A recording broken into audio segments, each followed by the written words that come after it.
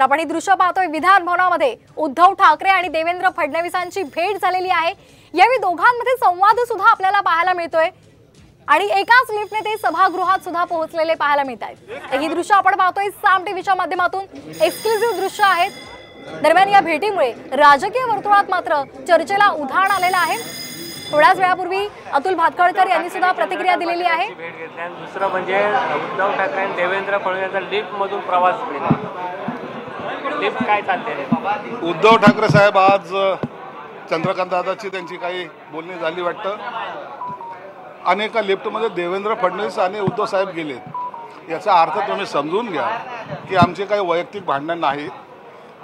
उद्धव साहेबांना जे काही मिसगाईड करतायत संजय राऊत सारखे, कदाचित त्याचा प्रत्यय त्यांना आला असावा आणि हे राजकीय भांडण वेगळं, परंतु वैयक्तिक रिलेशन हे प्रत्येकाबरोबर असतात आणि ते कधी तुटू नयेत।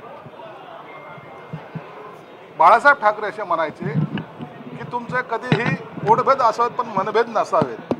हे मनभेद नसावेत ते त्याचं उदाहरण आज तुम्हाला पाहायला मिळालं। महाराष्ट्राची संस्कृती जपायचं काम अशा नेत्याने केलं पाहिजे आणि त्याचा चांगला मेसेज हा समाजामध्ये जातो, म्हणून मी याला कोणताही गैर समजत नाही। अत्यंत चांगला भेट त्यांची झाली, त्याबद्दल आम्हाला समाधान आहे। पण आज संजय राऊतांनी आणखी एक वक्तव्य करून वाद निर्माण केलाय, तो हा की महाविकास आघाडीमध्ये निवडणुकीला सामोरं जात असताना कोणाचा तरी मुख्यमंत्री म्हणून चेहरा असल्याशिवाय ही निवडणूक लढणं कठीण आहे। संजय राऊतला नेमका कुणाचा चेहरा पाहिजे हे त्यांनी पहिले ठरवलं पाहिजे। त्यांना जर उद्धव ठाकरे साहेबांचा चेहरा पाहिजे असेल तर मला वाटत नाही की काँग्रेस तो ॲक्सेप्ट करेल किंवा वज्रमुठीची जी काही सभा मागे ज्या झाल्यात त्यामध्ये खुर्चीमध्ये सुद्धा बदल त्यांना आवडत नव्हता, तर ते उद्धव साहेबांचा चेहरा घेऊन पुढे निवडणूक लढतील याची शक्यता नाही। एक वेळेला ती आघाडी तुटेल, परंतु असा चेहरा समोर येणार नाही हे तेवढं सत्य आहे। म्हणून जर तुम्ही यावर कोणत्याही काँग्रेस नेत्याची प्रतिक्रिया जर घेतली तर तो यावर काही भाष्यच करणार नाही हे तेवढं खरं आहे। कारण की त्यांना आता मोठ्या भावाच्या भूमिकेत ते आल्यामुळं त्यांना स्वतंत्र लढायची सुद्धा खुमखुमी असल्यामुळं ते महाविकास आघाडीमध्ये राहतील का नाही याची शक्यता कमी आहे। परंतु जयंत पाटील मात्र असं म्हणतायत की महाविकास आघाडी सरकार म्हणून आम्ही उद्धव ठाकरेंच्या नेतृत्वात लढलो, त्यामुळे आमच्यामध्ये एक काहीतरी निर्णय होऊन येत्या काळामध्ये एक चेहरा आमच्याकडे पण पुढे येऊ शकतो।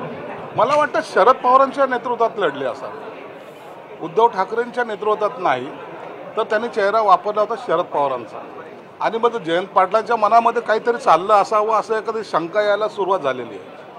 आणि म्हणून असे काही जरी असलं तरी या महाविकास आघाडीमध्ये बिघाडीला सुरुवात झालेली आहे।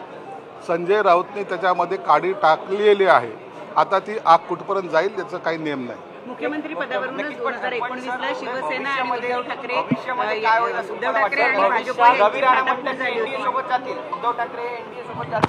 भविष्यात अशा काय हालचाल दिसतात का? रवी राणा काय बोलतो याला जास्त महत्त्व नाहीये। आता सगळेजण भविष्य सांगायला लागलेले, ते अशा भविष्य सांगण्यावर काही होत नसतं। याचा निर्णय हे महायुतीतले नेते हे घेत असतात आणि उद्धव साहेबांनी काय भूमिका घ्यावी हा त्यांचा प्रश्न आहे।